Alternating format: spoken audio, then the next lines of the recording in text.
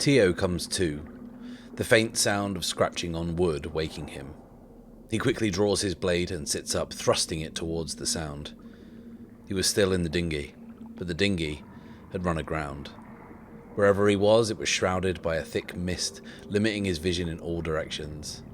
What he could see, staring at him from the prow of his small boat, was a crow, curiously tilting its head at the man wielding a knife in its direction. Tio lowered his blade, and the crow cawed and flapped into the air, disappearing into the mist. Tio couldn't remember how he came to be unconscious, or how he got here, but he was relieved to be on dry land, and in one piece. He stepped out of the boat and onto the pale grey sand of the shore, then asked himself a new, more pressing question. Where the hell am I?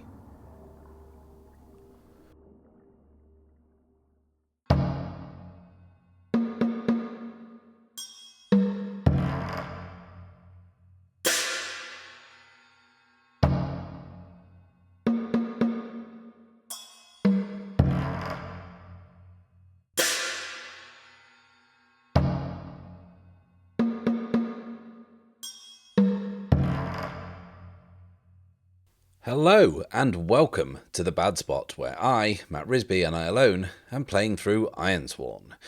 This is the second part of this mini-campaign where I revisit the very first game I ever played nearly 4 years ago to see if a bit of experience might see it shake out differently. Before we crack on and find out what Tio is up to, please like this video, subscribe if you have not done so already, and click the little bell icon to be notified when the next video drops. These things are really important for supporting the channel and supporting what I do, and if you really want to support the channel, then why not check out the Bad Spot Patreon. There you'll get early access to all episodes, exclusive behind-the-scenes content, and your name on screen, like these lovely people. So, against all my expectations, Tio is still with us. He has smashed his personal best for being alive, I guess, and well done him. He's doing great, but he is also maybe a bit lost, and we need to figure out where he is, having escaped the town of Mournstone on boat as it burned, and just kind of set off in a vague direction. But we need to figure out where he is, and he's looking for Brigand's Rest. He's looking for the bandit hideout, which is vaguely, let's have a look at the map, it's vaguely in here. And he's just kind of set off in that direction. And I think that whilst it was a narrative thing that I did to kind of get him out of Mournstone, it was also a move. And that move was undertake a journey. And let's have a look at that now. It says, when you travel across hazardous or unfamiliar lands, set the rank of your journey. Then for each segment of your journey, roll plus wits. And if you're setting off from a community with which you share a bond, add +1 to your initial roll. So the journey is going to be reach Brigand's Rest. That's where we're going. And do we share a bond with the community? Well, I mean, we kind of left the warden, didn't we, Asher? And I think she was pretty much the only one we know is alive, probably. So I'm going to say charitably we do share a bond with that community. So we will take that +1. So rank-wise, I'm going to say troublesome. Because obviously this is a mini campaign. I don't want to be here forever. But also I think that I don't think the bandits are particularly kind of careful about what they do. They're like hardly inconspicuous. They look fairly kind of unique and have distinctive kind of ways of being and causing trouble. And I don't think that we will have too much trouble finding people who have run into them or seeing the evidence of the carnage they've caused, because they have been kind of like terrorizing this whole coastline. So I think that if we kind of get in the rough area, we should be able to kind of like triangulate and locate this place. So narratively, we're here on this island. Or I'm assuming it's an island. We could have drifted back to the coast. Who knows? But we need to kind of figure out kind of where we are, and we're going to do that based on the roll. So let's undertake a journey rolling plus wits. So that's a miss. On a miss, you are waylaid by a perilous event. Pay the price. So what are we going to do? I think I think for paying the price, I think I'm going to roll on the table, and see what it gives me. I don't want to kind of just take a mechanical penalty. So let's see what we roll up. 46 is a new danger or foe is revealed. So, I mean, it was raised in the comments of the last video that I kept saying I don't want to fight, and ended up pulled into a fight anyway. But I really don't want to do this. Like, again, like it's hard to fight your way through Ironsworn if you are not particularly combat focused.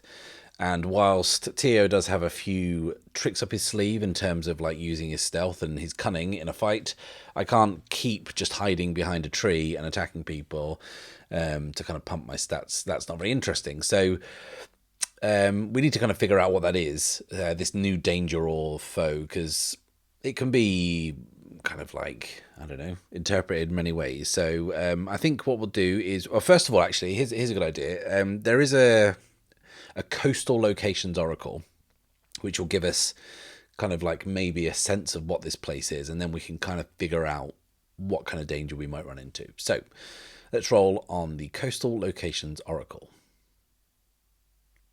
2. So 2 is a ruin. We have washed up somewhere, and it is a ruin. Okay, to get a sense of whether there might be a dangerous foe here or foes, should we ask the oracle if this place is inhabited? And we'll just do a straight 50-50, yes or no. Is this place inhabited? 53 is yes. Okay, so let's ask the oracle again for a kind of a hint about what the nature of this inhabitation of this ruin might be. 14 is duty. Okay, so let's say that if this place is inhabited, let's say that it is people that inhabit this place. If it's a ruin, I suppose it can't be that many people. And if it's their duty, does that mean that there's some people here who are protecting a ruin, or kind of like responsible for like maintaining it, or kind of like its upkeep maybe? But why would they do that to a ruin? Could it be temple of some kind? Something with a religious kind of significance? We did establish in our truce there was kind of like no religion, really. So, but if this is, maybe this is an island, let's just say that. Well, let's just say we're on one of these islands in down here, and maybe it's fairly isolated. So religion kind of could exist. There could be like a little sect here, or even better, a cult. And this cult is protecting or kind of like restoring maybe this temple. What if, let's tie this together. Let's use an old bad spot trick. What if this cult is a cult to the Leviathan, to this great beast which is about to return to these hunting grounds, to these waters?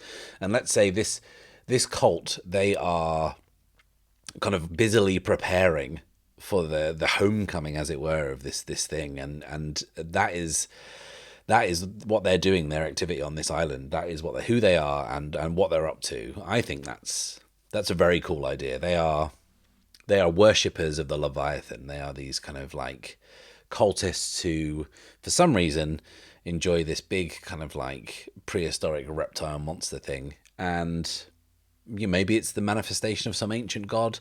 Maybe they think it's literally a god. Who knows? But that's who lives here, and that is what they're doing. So we are going to have to kind of like figure out where we're going. It would not really make much sense game-wise or narratively for Tio to just get back in his boat and start rowing, kind of sailing around, trying to figure out what's going on. So he's going to have to do a bit of exploring, a bit of kind of searching around and seeing kind of what he can find. Which leads me to a question that I thought about in between recording these episodes. Does Tio have a map? Like, does he have some kind of paper guide to the Ironlands. We don't have, in the original Ironsworn, we don't have the move check your gear to kind of see if Tio would have one, so we could just say yes or no. I don't want to ask the Oracle, it seems it's kind of a silly thing to do. But like, would people have had maps in this place? I think that they probably wouldn't be super detailed, but I'm going to say that Tio has kind of like a sketchy map, like kind of treasure map style, drawn on the back of a withered old piece of parchment that's kind of seen better days. But it really isn't going to help him that much unless he can orientate himself and find a landmark or something, or kind of maybe even find north, anything. Just try to find something where he can kind of work out where he is. And I think once he's done that, like I said, the bandits aren't particularly subtle with how they act. He should be able to find some evidence of them and get back to Brigand's Rest and kind of find out where they are. So we are going to explore our surroundings. So Tio is standing on the shore, and there is pale grey sand stretching off as far as the eye can see, which, given the mist and the visibility, isn't very far. It's like 20 meters in either direction maximum. The place is shrouded in this thick, heavy mist, and visibility is practically nothing. He thinks it's maybe early morning, but there's no way to tell for sure. The one thing he does know is that he's lost, and he needs to figure out where he is and try and push through the barrier islands, try and locate Brigand's Rest, and steal back the fangs of Anatu. And I think that just as he's kind of thinking these things, like to himself, he realizes how ridiculous this all sounds. But he swore a vow to see this done. And that might not mean a thing to some in this godforsaken world, but it meant something to him. And the clock is very much ticking. He has 3 days to complete this task. The crow was the only sign of life he had seen since he ran aground. And he stands studying the frayed, sketchy map he had, but there was nothing to be gleaned from it. He'd need to find a landmark, find north, find anything that would at least point him in the right direction. He has little choice but to head inland and see what information he can find out about this area. Now, in the original Ironsworn, there is no explore a waypoint move. And also, I don't even know why I said that, because we're not at a waypoint, we're lost. So that is completely irrelevant. But in these situations, you would make like a gather information roll, I think. Okay, let's have a look at the move. Gather information says when you search an area, ask questions, conduct an investigation, or follow a track, roll plus wits. So yeah, he's at a total loss. And he's kind of just going to have to stumble around in the mist a bit to see what he can find out, which isn't the greatest of plans. But it's kind of what we got. In fact, actually, it isn't actually all we've got, is it? Because we are haunted by Mila's spirit, aren't we? And looking at the assay, it says, you are haunted by someone whose death you caused through your actions or failures. When you consult with their spirit to secure an advantage or gather information, add +1 and take +2 momentum on a hit. On a weak hit, also endure stress. So I think we can maybe get a bit of guidance from Mila here. I think that maybe as Tio is kind of slowly beginning to move through the mist, he kind of feels that awful feeling. He senses her presence. It gets suddenly colder, and he can feel the sweat prickle on his neck. And like, she never shows herself, but maybe up ahead, Tio can see this kind of spectral trail, and it's really faint, this pale yellow light that's kind of leading the way. But can he trust her vengeful spirit? Like, he caused her death, and she's not best pleased about it. She's pretty mean to him. But I think in this instance, he has little choice. So let's gather information. Rolling plus wits. That is a weak hit. It says, on a weak hit, the information complicates your quests or introduces a new danger. Envision what you discover, take +1 momentum. So we'll take 1 momentum for the weak hit, which puts us up to 3. And then because we used the Spirit Bound asset, that's another 2, taking us up to 5. But then we have to bump our stress down to 4 because that was a weak hit. And I think that narratively, this is because Mila's presence is like generally terrifying, right? And I think that the idea is that Tio has to trust it. And the fact that he has to trust it, that's incredibly stressful, I think, to him, because he doesn't know what she could be leading him into. And I think that Tio kind of just follows. And the mist just does not relent. But he moves off the shore and kind of up the dunes and into some kind of shrubland. And he's following Mila's spectre into some light woods, which kind of gets heavier and kind of thicker, and this kind of carries on for kind of 20 or 30 minutes, and it's slow going before Tio realizes he has been led by Mila straight into a trap. And it's too late for him to do anything about it, but he draws his knife anyway. And it's too late to do anything other than be eaten by a giant reptilian beast that's bearing down on him, that he has been led to by Mila. And he swings his knife out, and it strikes stone. And that's when he realizes it's not a trap. He is facing a giant reptilian beast, but it's a statue. It is a statue of the Leviathan that is rising out of the ground and turning its great body around, its jaws open, ready to snap closed around him. Mila's spectral glow is gathering in the eye sockets of this statue before fading, leaving Tio standing looking foolish, brandishing his knife at the second harmless thing since he awoke on his boat.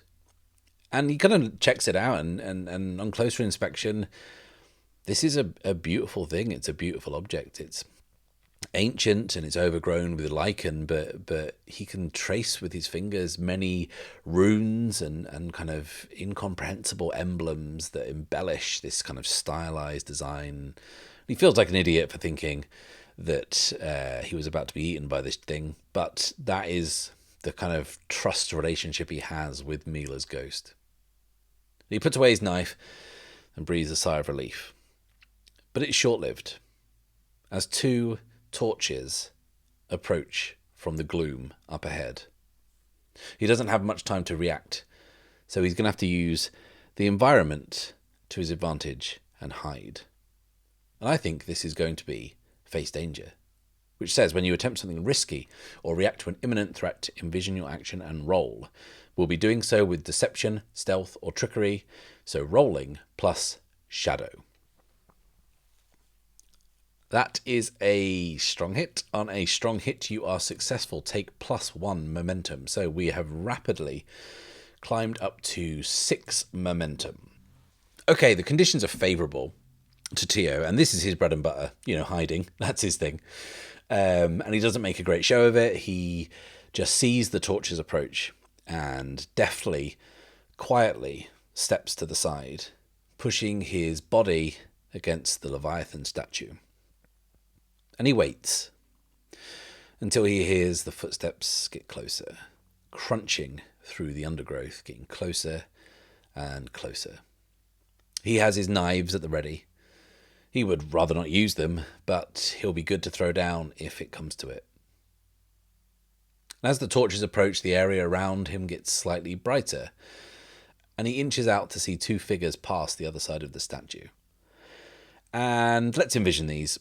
Because I don't want this cult. As soon as I said cult earlier, obviously your mind goes to a certain place, and I don't want these to be your bog standard kind of hooded, robe-wearing, chanting cultists. So I think we can maybe go to a little extra effort to make these a bit more memorable. So I think if they worship the Leviathan, and this is like a coastal location, and in this area people and their livelihoods are so dependent on the water or the sea, I think we can tie that in a little more. So I think that as Tio sees them pass, and he's seeing them like from behind, right from the back, and what he actually sees is a sight that makes him kind of like double take, because he is seeing two sharks walking on dry land, and each of them is holding a flaming torch, and between them they are carrying something, kind of almost like dragging it. And Tio strains to see. Even though they have torches, it's still pretty gloomy. But from here, it looks very much to him like what they're carrying is a body. The sharks are holding it each from under an arm. And they drop it in the middle of what Tio now realises is actually a small clearing. The light from the torches catches the tree line from where he emerged in the first place, and he manages to kind of get a sense for where he came from and where he is. The sharks stop for a second and turn, and now Tio can see two men. Their skin so pale that it is almost translucent, and they are adorned very strangely. They wear shark skins thrown over their head and shoulders, the heads of the fish still attached. The one to the left has a bluish grey shark skin on, and its tail fin is trailing behind him. The one to the right is wearing the unmistakable skin of a hammerhead. On their fronts they wear drab, nondescript tunics, but they are adorned with many, many rows of teeth, bones, and other such fishy paraphernalia. Tio doesn't want to get too close, but he can see fish hooks and patches of scaly skin, and long bone daggers touch into the belts of each one of these strange-looking folk.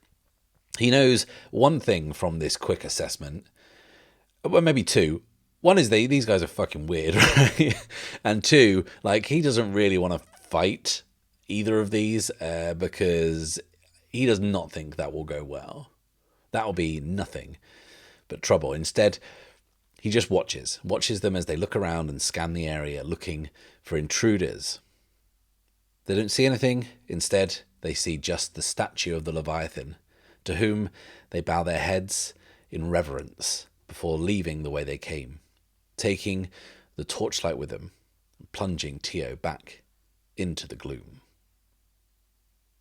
And he waits until he's sure they have long gone, before he moves quickly over and through the clearing to see what it was that they dropped. And yes, it's a body. It is an emaciated body with sunken features and pale, sallow skin hanging from the bone. It's clear that this poor person has starved to death. They wear simple clothes, and there's nothing really giving away who this person was. But whatever he was to the cultists, he was now surplus to requirements. And that's when Tio notices that there is another body not far from this one. And it's much older by the looks of the decay and the decomposition. And then he sees the clearing floor is littered with other remains, bones and tattered scraps of clothing. He had, unwittingly, stumbled across an open mass grave. And that's never good, is it, as far as omens go? And when I say mass grave, there's not like hundreds of bodies here. There's enough, do you know what I mean, for this to be a grim scene. So I think he decides he better leave. And, you know, he's got two choices, really. He can go back to the boat, or he can head off in the direction from which the cultists came. And that is what he does. And as he continues, and, you know, he's walking again for another good 10-15 minutes, the mist does start to dissipate, start to clear, and the visibility begins to improve. And after a while of walking through woodland, he finds himself finding a network of dirt paths, and starts to see bits of building work appear in kind of patches, these kind of small piles of stone and rubble. But he follows the paths and can follow what he can see in the distance, which is dim torchlight and finally some sounds to pierce the quiet. And the two sounds that he can hear, one is welcome, one is confusing. One, he can hear the sound of waves lapping against the shore in the distance, which is good. He must have crossed the island. But the other thing he can hear, which he doesn't kind of know how to explain, is the noise of work, hammering of wood and sawing. And as he follows this sound a little more, this is where he starts to find more and more of the ruins. It's all dark slate, grey stone, which is handy because of the way that Tio's dressed. He figures that he can probably stay relatively unseen up against it if he stands there, especially in this kind of like these gloomy conditions. He can kind of blend in.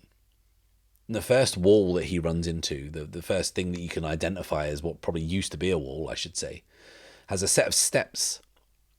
And he takes those steps, and it leads him up onto what was probably, by his kind of best guess, a perimeter wall. It's set back from where the sound of the work is coming from, where the main action is, so he thinks it will be a good spot to observe from. It's a good vantage point, and because the mist has lifted a bit, Tio can finally get a good look at the layout of this place. And from up here, what he's seeing is an almost completely ruined building, or what was probably a series of buildings. And what is left of the walls and the crumbling structure tells a story of what must have been once a very impressive and very large stone temple. And he could also, from up here, get a sense of the island's geography, because the temple is built uphill. It's built onto a rocky outcrop. And he's probably guessing the sea is about 200 or so meters away from where he is, and it's at the bottom of a cliff. Most of the internal temple walls are almost completely destroyed, and the whole site is open to the elements. But as he's looking at this, with a view of to how he might be able to sneak through, he notes that there are kind of plenty of pillars and remaining sections that he'll be able to hide behind. There's plenty of cover for him, which is good. And he will need to hide, because from the amount of torches he can see, and again, because of the fact that the mist has lifted slightly, he can see quite a few cultists in here. He's used to scouting out hostile environments such as this, and when he does that, he kind of quickly ascertains the layout of a place, work out where the biggest threats are, and all that kind of stuff. And he counts quickly 22 cultists, and they are all dressed like the two he saw at the Leviathan statue. All wearing shark skins and bone, all armed with long knives. But what he takes the most encouragement from is the fact that they are all very busy. They are all working away noisily on a construction of some kind. There is hammering and sawing and all sorts of kind of like building site racket. And to Tio, it doesn't really matter what they're building, but he kind of can't help but be curious and look. And it looks like they are building a large boat. But it's not the sort of boat he's ever seen before. The construction is so strange that he is compelled to move closer and get a better look. And as he keeps low and scurries along this perimeter wall, he can see that they are making less of a boat, more a giant raft, a wide platform with no masts and no oarlocks. But there is one very strange feature that to him gives away the purpose of this thing. Whilst all the cultists are busy hammering and sawing the wood, there is another cultist who is not wielding any tools. This one is securing long straps of leather in place. And as Tio watches them do this, he realizes that they are fitting the raft with a series of heavy restraints. Because lining the floor of this raft, kind of spaced out neatly and evenly, are restraints that are clearly there to hold someone across the torso, across the arms and legs, strapping them on their backs, laid out on the raft, unable to move. And this is when Tio realizes what this thing is. This is a sacrificial raft, and the cult are preparing a great sacrifice to the Leviathan of the deep. It's returning to these waters in a matter of days, and to them it is of this kind of great religious or spiritual importance, and it must be appeased with blood. And this raft is being built to deliver that sacrifice, and Tio is kind of putting together like the pieces of this puzzle. He's kind of figuring this out. He scans the rest of the ruins and he sees what is on the other side, furthest away from him. On the outcrop, overhanging the cliffs, or where he thinks the cliffs must be from the sound of the waves, there is a stone tower. You didn't really notice it at first because the mist is still covering kind of most of it, but from what he can see, he can assume that it kind of goes up and beyond the mist and it's a tower. And that's the part of this ruin that is still standing and seen the least damage over time. It's a relatively complete part of the structure. But next to that are two things. One is a launching ramp, this kind of stone launching ramp that is where they are going to send this vessel down. And then next to that is something else. There is a heavy metal crane arm. And that crane arm is extended out over the cliff edge.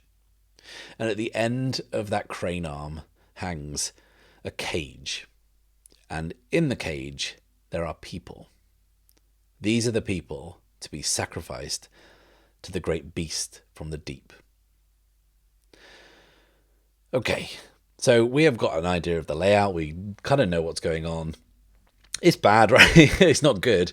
And like Tio is going to need to do something. He needs to get off this island. He needs to figure out where he's going. That's the situation he's in. Now, if he's going to get off this island, he's going to need a boat. Now, he knows there's one back on the other side of the island. He can trace back over there, but he's still not going to know where he's going.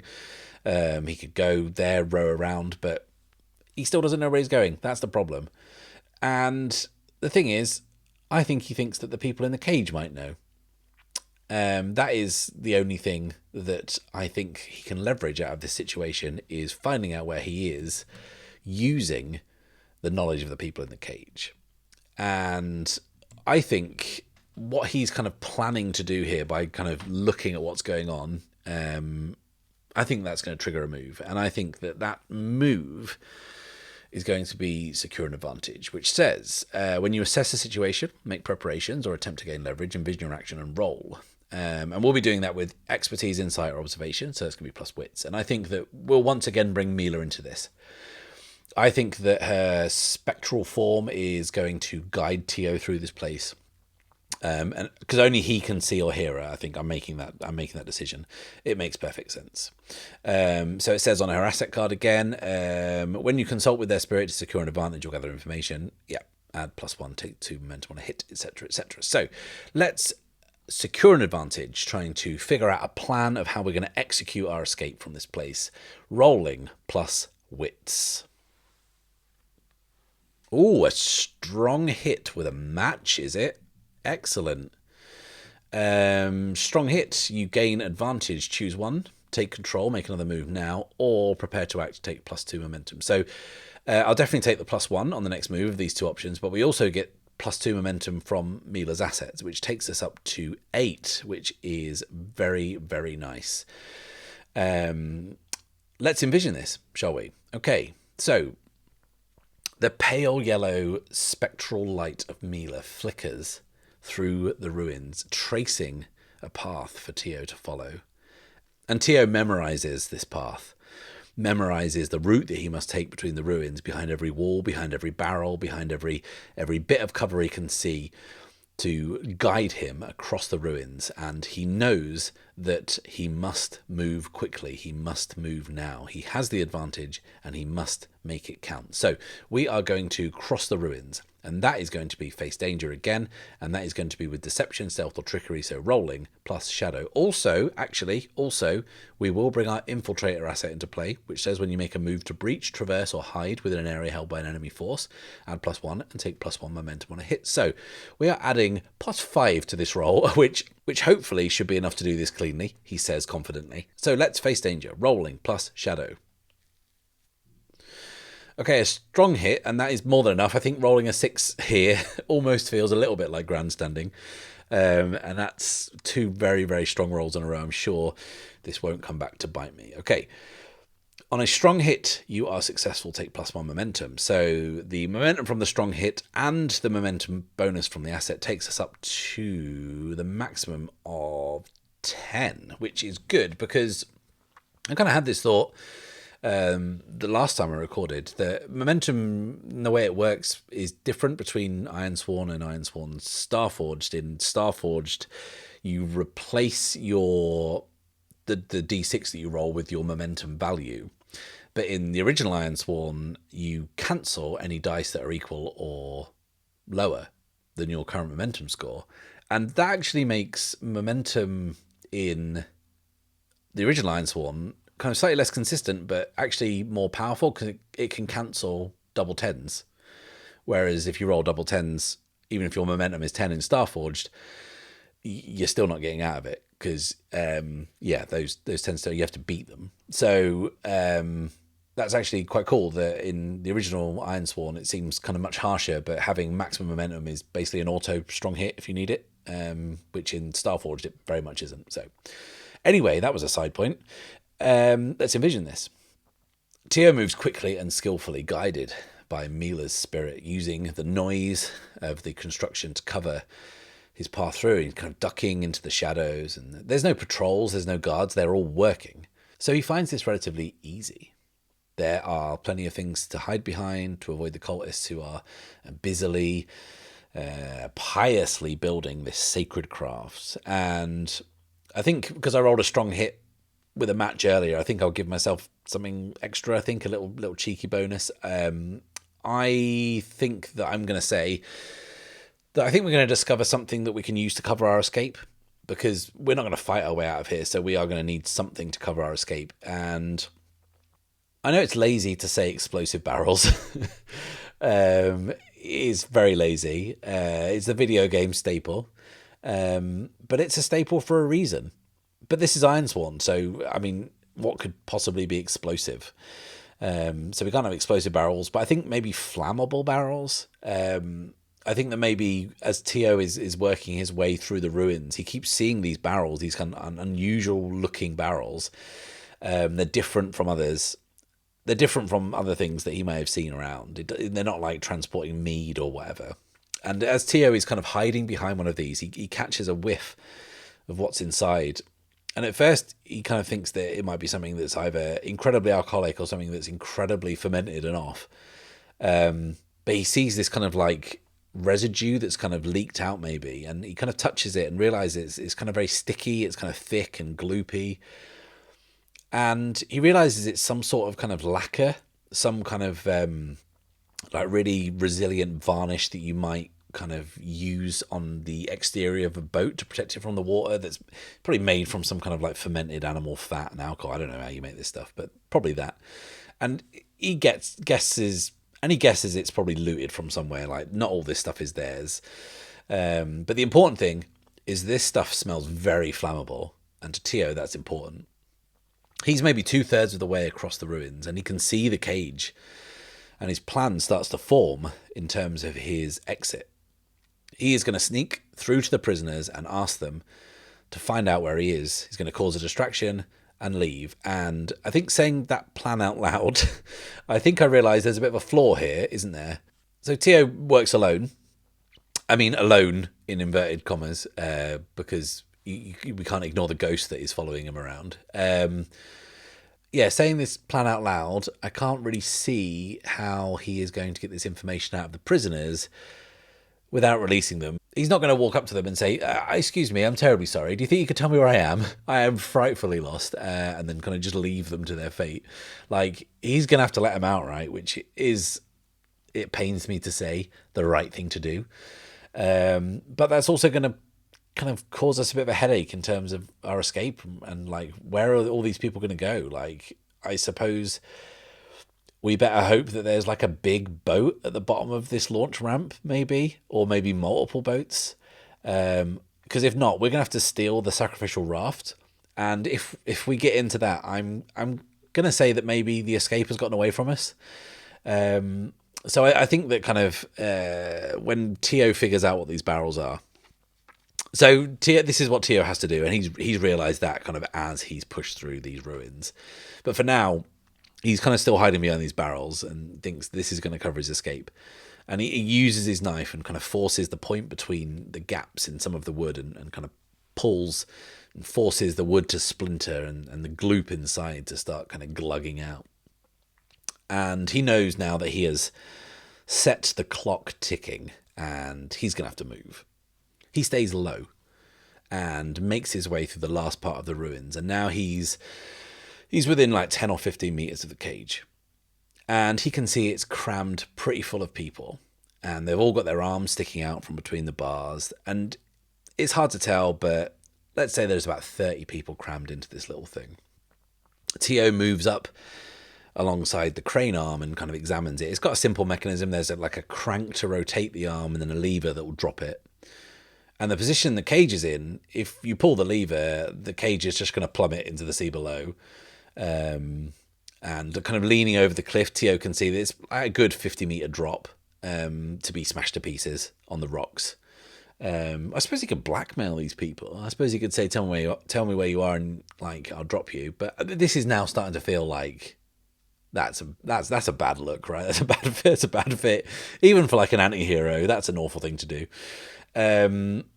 So yeah, I think he needs to figure out like the boat situation. That's what we need, right? So I think he moves quickly around to the top of the kind of ramp, the launching ramp, and looks down. And I'm going to charitably say there's a boat there, right? We did roll a strong hit with a match after all, and then another strong hit following it. But what I will ask the Oracle is this boat big enough to carry everyone from the cage? I'll say 50-50, and this will make it fun and interesting.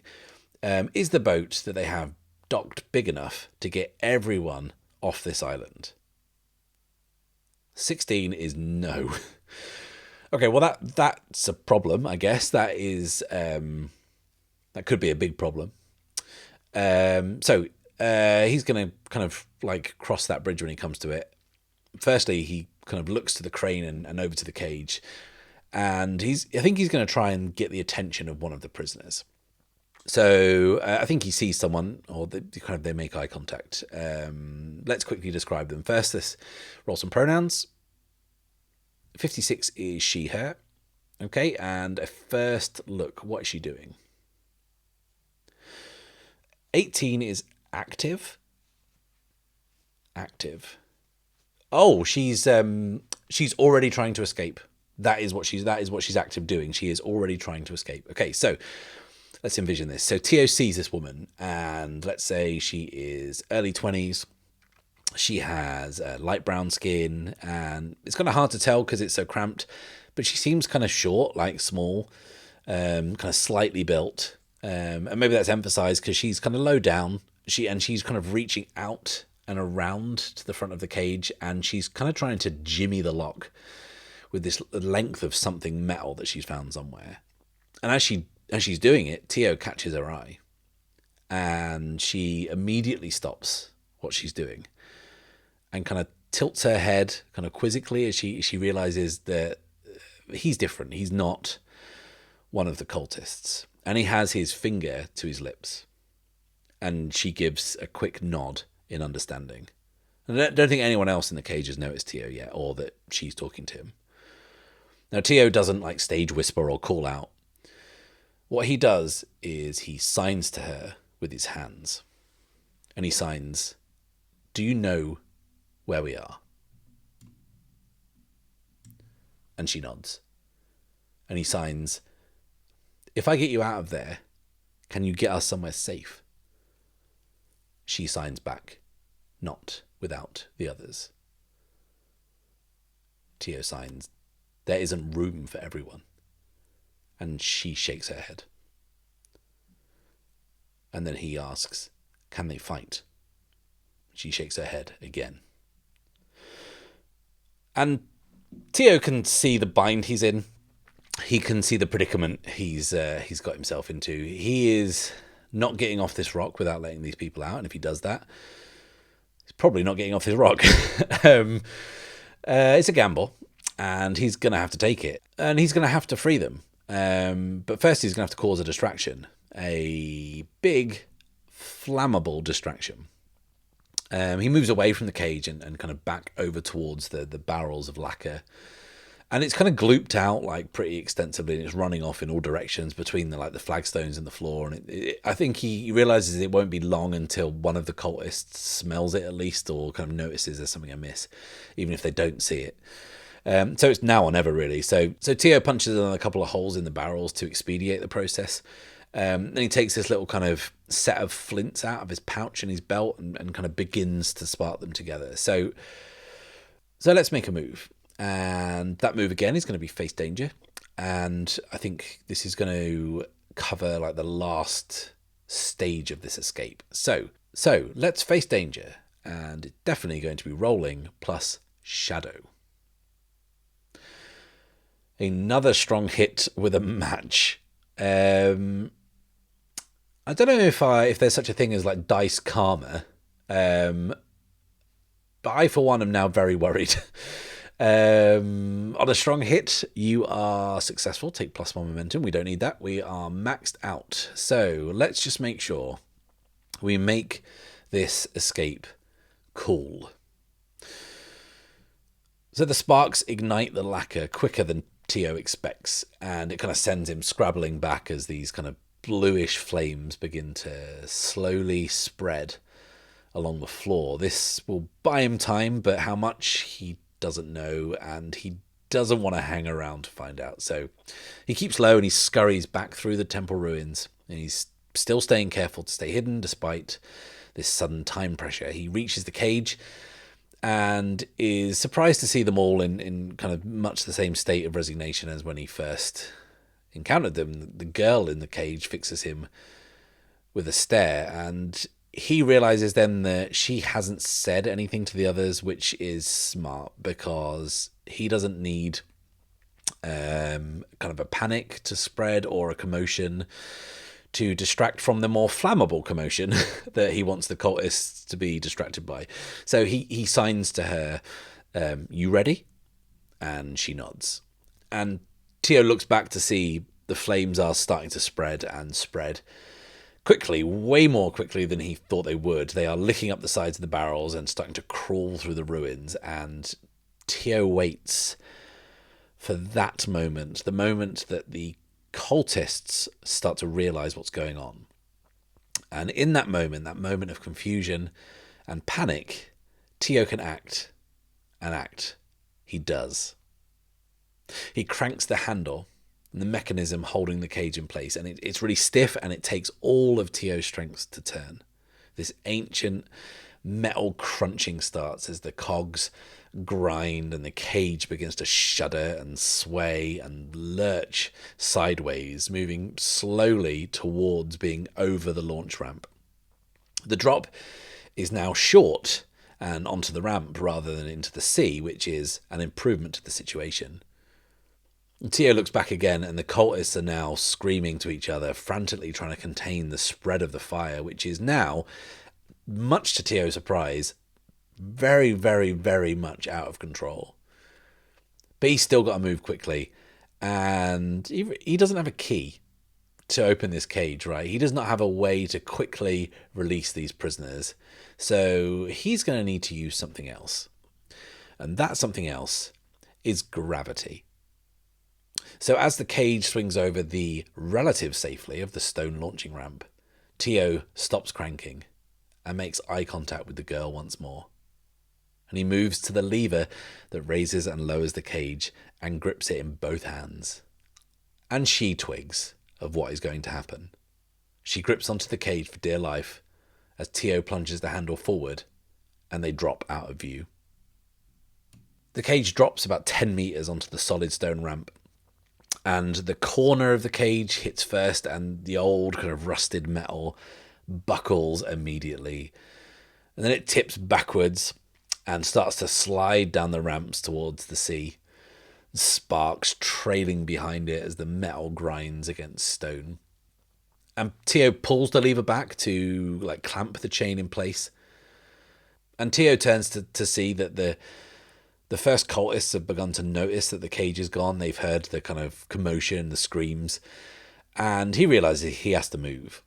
And the quickest way down is actually going to be along the crane arm and down the chain, which he deftly moves across and slides down the chain, fireman pole style, and gets to the bottom to find the cage has buckled and been completely ripped open by the fall. And it had slid further down. It reached the end of the ramp and come to a stop on the wooden planks of a small jetty, which themselves had been kind of torn up in the carnage. But the prisoners are clambering out. They are being led by the girl who is directing people into the boat, marshalling these shell-shocked captives to safety. And they're loading up, but they all can't fit in. But the girl has a plan. The girl has them pulling up chunks of the dock in desperation, and using rope that's lying around has them tying it to the back of the boat to trail behind. Tio pauses briefly to look to the top of the launch ramp, and he sees silhouettes of the cultists gathering.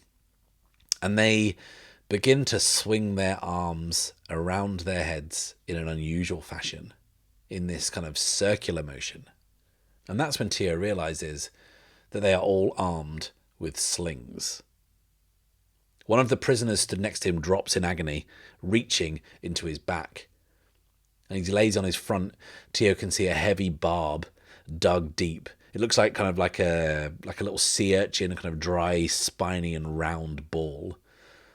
And the prisoner begins to spasm on the dock and foam at the mouth, and Tio is now hearing these barbs fizz past his head and hit the water, hit the boat, hit more of the prisoners.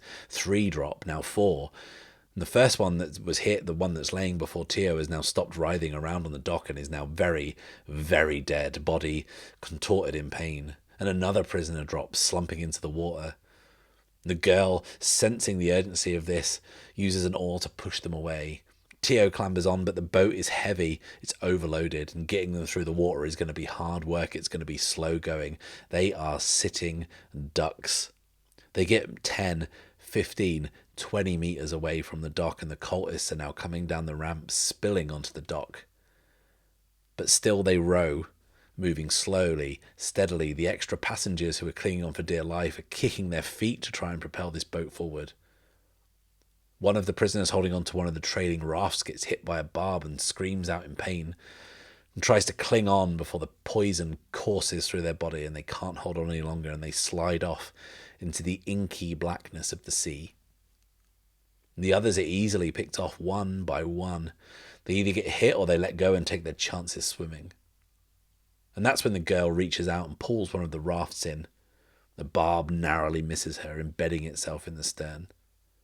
She pulls up the wood into the boat and onto her back, turning it towards the shore, shielding everyone in the boat from the incoming fire. And she can feel the barbs thudding into the wood, and she hopes that it's going to be thick enough to save her. To the left of her head, Tio sees the very tip of a spine punching through, and she looks at him. And he screams for everyone to row faster and harder, and even though they are exhausted, these emaciated prisoners dig deep, and they find that reserve of energy from somewhere to get clear, to pull away. And the girl slumps down, tipping the wood that's peppered with these deadly barbs into the water. She's exhausted, they all are, but they are clear. Tio joins her at the back of the boat. There were a few dozen prisoners in that cage, and now they count 18. They escaped, but at a huge cost. Tio looks back towards the island, at the dim orange glow of the fire outlining the unusual tower that they can now finally see. It's shaped like the Leviathan, jaws open towards the sky, fire making its eyes and more glow menacingly in the misty gloom. And Tio turns to the girl and says, "What's your name?" Let's roll up a name. 39. Kuno. And Tio says, "Are you their leader?" And Kuno says, "I am now." And Tio asks, "Can you get us somewhere safe?" She nods. So where are we going?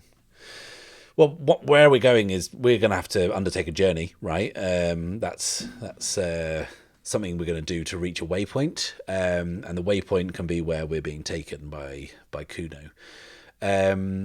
And in terms of waypoint, I was thinking, why don't we work something in from 4 years ago, from when we originally played this game?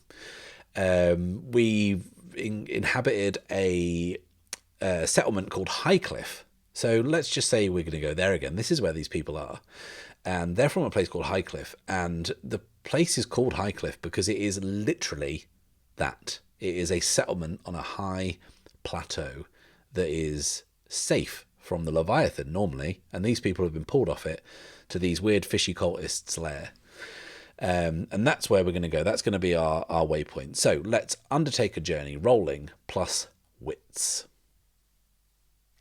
Okay, that is a weak hit. On a weak hit, you reach a waypoint and mark progress, but suffer -1 supply. So we can finally start to make progress on our journey. That's up to 3 out of 10, and we will take a hit to our supply. And I think that represents... I think that represents Tio dishing out like some of his rations, some of his kind of like adventuring gear, maybe like a bandage here and there, some tinctures maybe. Is that a thing, a tincture? Yeah, he can't help everyone, but like what he does dish out does do some good. And they just keep going. They just keep kind of ploughing on this grim, exhausting journey that takes a couple of hours, and everyone is fried but relieved to be out of the cage and on the water again. And they're tense because like moving through these waters is dangerous.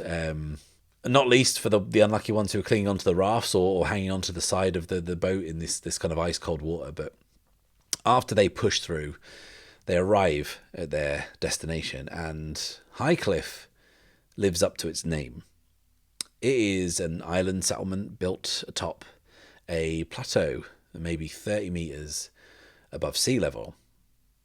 As they dock, and Tio kind of looks up at it and feels this place is familiar somehow, but he can't put his finger on it. And then they work their way up a series of stairs that kind of switch back up the face of the rock and arrive at this settlement. And it's a small place, maybe 10 or 15 buildings, and the plateau is connected to 2 or 3 other plateaus that are a similar size, that are a similar height, kind of like connected by these perilous looking rope bridges. So now we've reached this safe haven, I guess we can call it. I think we're going to make the move Sojourn, which says, when you spend time in a community seeking assistance, roll plus heart. If you share a bond with them, add +1. I rescued these people. I'm going to say we share a bond with them. Like, that's the very least they can do, is give me a +1. Okay, so let's do that. Let's Sojourn, rolling plus heart. Okay, that is a miss. But, I mean, we could use our momentum here and make that a hit, but I don't want to. It doesn't feel like a good enough use of it, I'm sorry to say. So it says, on a miss, you find no help here, pay the price. So I think like slightly retconning this a little bit, what we actually arrive to is finding this place in absolute disarray. It has been ransacked. So the inhabitants of Highcliffe had been, because it's so high and can't be kind of like attacked by the Leviathan, they'd been stockpiling goods for the Leviathan's arrival, knowing they couldn't use the water as it was in the area. So they'd been kind of like scraping together whatever they could and saving it up and preparing to kind of ride out the time that the Leviathan's here. But I think they've been pillaged like good and proper, and it makes sense that like the bandits probably did this. It probably was them. They saw like an undefended settlement and they swept in and took everything. All their provisions are gone. So we found no help here, like the move says, but it's not because they don't want to help us. It's just that they can't. And the price we'll pay is, I think, another hit to our supply, because I think that Tio will offer whatever he can to help these people. But that is burning through his supplies. It's burning through his adventuring gear, like basic stuff that they need that he has, but it like can't go around. But he spares it, and they spend like the rest of the day trying to kind of get some supplies together, catch a few fish, forage a few scraps. They put together like some sort of meal, but it's not enough. There's not really enough to go around. It offers no sustenance, and everyone still goes hungry. So our supply is going to go down to 3. And I think this eats up like most of the day. And I think moving time forward, we join Tio, who is kind of crouched on the cliff edge looking out in the direction of where Brigand's Rest must be. The evening is drawing in and the view is getting murkier in the long dusk. The villagers are still working away, trying to mend and make do, fix up whatever they can and carry on. And they are singing a work song, a sad sounding song in a language that Tio just isn't familiar with. And Kuno joins him and they both look out over the sea. And Tio asks, "What song is that they're singing?" Kuno says, "It's a song of the Firstborn, an ode to the land which sustains us." And they sort of just watch them work and sing. And I think, like, just generally throughout the day, Tio has filled her in on the situation with what he has to do and where he's going. He kind of trusts her enough, I think. And Kuno says, "You must get a good night's rest. We will be leaving at daybreak." Tio says, "We?" And Kuno says, "My people need their supplies back. You need a guide. It is simple." And Tio says, "I work alone." And then he kind of sees this flicker of the yellowish glow of Mila briefly behind Kuno. And he says, "I can't take you with me." And Kuno says, "I'm taking you, to be clear. We can't spare the boats."